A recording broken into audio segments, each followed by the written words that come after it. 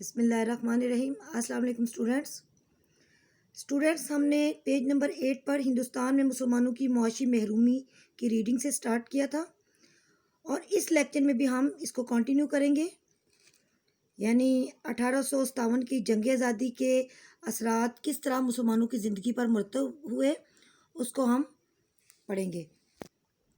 اس کا first point دیکھیں۔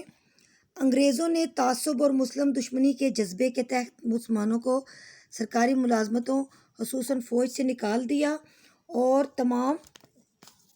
ان پر سرکاری ملازمتوں کے دروازے بند کر دیے۔ مسلمان اپنی قابلیت اور استحقاق کے باوجود کم تر اہلیت کے حامل ہندوؤں کے مقابلے میں ملازمت سے محروم رکھے جاتے تھے۔ یعنی اس جنگ آزادی کے بعد 1857 کی جنگ آزادی کے بعد ہندوؤں کے مقابلے میں مسلمانوں کا زیادہ معاشی طور پر استحصال کیا گیا، ان کو ملازمتوں سے برطرف کر دیا گیا، اور اہلیت رکھنے کے باوجود ان کو ملازمتیں جو ہے وہ نہ دی گئیں۔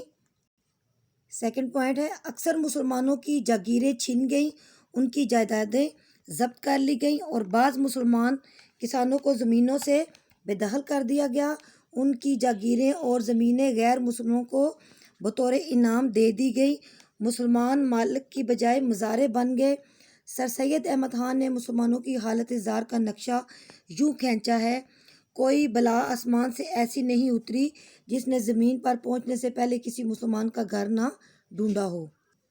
یعنی اس محرومی پر سر سید احمد خان نے بھی طنز کرتے ہوئے یہ کہا کہ کوئی ایسی آفت یا کوئی ایسی مصیبت نہیں جو اس 1857 کی جنگ آزادی کے بعد مسلمانوں پر نہ آئی ہو، اور اس کی وجہ بھی انگریز ہی بنے۔ پوائنٹ 3، مسلمانوں کے کاروبار بند ہو گئے۔ انگریزوں نے ہندوؤں کو خصوصی کاروباری مراعات اور رعایتیں دے کر انہیں اپنے ساتھ ملا لیا۔ ہندوؤں نے مقامی تجارت کے میدان میں اپنی اجارہ داری قائم کر لی، اور مسلمان تجارت پیشہ لوگ اقتصادی بحران کا شکار ہو گئے۔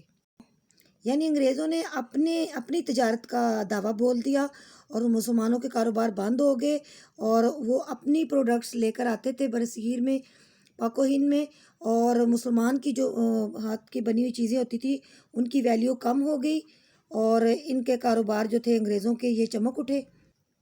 پوائنٹ 4، برطانیہ میں صنعتی انقلاب کے نتیجے میں وہاں عمدہ اور سستا مال تیار ہونے لگا جو ہندوستان میں درآمد کیا جاتا تھا، اور اس کا نتیجہ یہ ہوا کہ ہندوستان کی دوسری اقوام کے ساتھ مسلمانوں کی گھریلو صنعت، جس کی پیداواری ذرائع ترقی یافتہ نہ تھے، تباہ ہو گئی۔ پوائنٹ 5، برطانیہ کی صنعتی اشیاء تو ہندوستان میں آ سکتی تھیں، لیکن ہندوستان کی چیزوں کی کھپت نہ برطانیہ میں تھی اور نہ یورپ میں تھی۔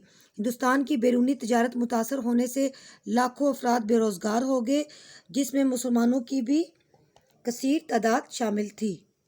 یعنی انگریز تاجر اپنا مال جو تھا وہ لا کر برصغیر میں بیچ دیتے تھے، لیکن یہاں پر جو مال تیار ہوتا تھا اس کی کھپت جو ہے وہ منڈیوں میں نہیں جا سکتی تھی باہر کی، لہٰذا مسلمان جو ہے وہ معاشی طور پر پیچھے رہ گئے، اور انگریزوں نے اپنے کاروبار یعنی تجارت کے پنجے جو ہیں وہ برصغیر پاک و ہند میں اس طرح گاڑ لیے کہ جو with the passage of time مضبوط سے مضبوط ہوتے گئے۔